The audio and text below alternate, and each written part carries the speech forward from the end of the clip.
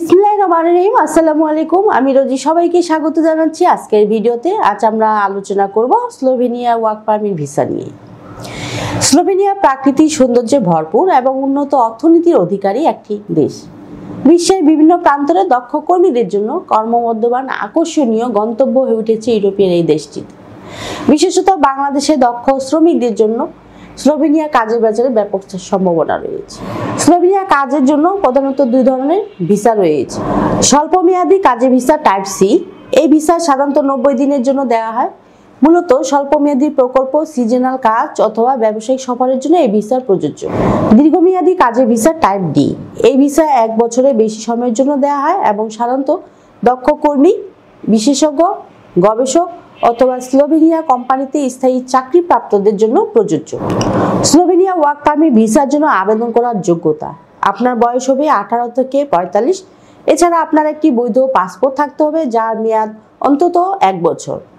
আপনার স্লোভেনিয়ার একজন নিয়োগকর্তার কাছ থেকে একটি কাজের অফার বা ওয়ার্ক পারমিট থাকতে হবে।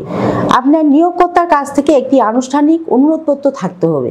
স্লোভেনিয়া কাজের ভিসার প্রয়োজনীয় কাগজপত্র: পাসপোর্টের কপি, সম্প্রতি তোলা ছবি, 35 mm by 45 mm white background, চাকরির প্রস্তাবপত্র, শিক্ষাগত যোগ্যতা সনদ, স্বাস্থ্য পরীক্ষার প্রতিবেদন, পুলিশ ক্লিয়ারেন্স সার্টিফিকেট, বাসস্থানের ব্যবস্থার প্রমাণ, আর্থিক সচ্ছলতার প্রমাণ।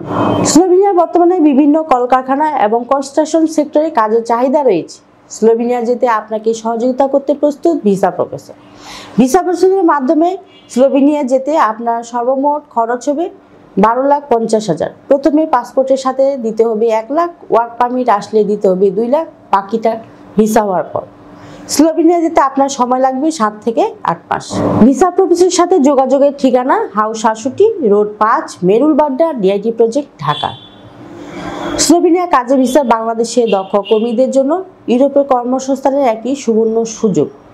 সুতরাং এই সুযোগটি আপনারা গ্রহণ করবেন এই প্রত্যাশা রেখে এবং আমাদের চ্যানেলটি সাবস্ক্রাইব করার অনুরোধ জানিয়ে আজকের মতো শেষ করছি। সকলে ভালো থাকবেন, সুস্থ থাকবেন। আবারও দেখা হবে নতুন কোনো দেশ নিয়ে। সে পর্যন্ত আল্লাহ হাফেজ।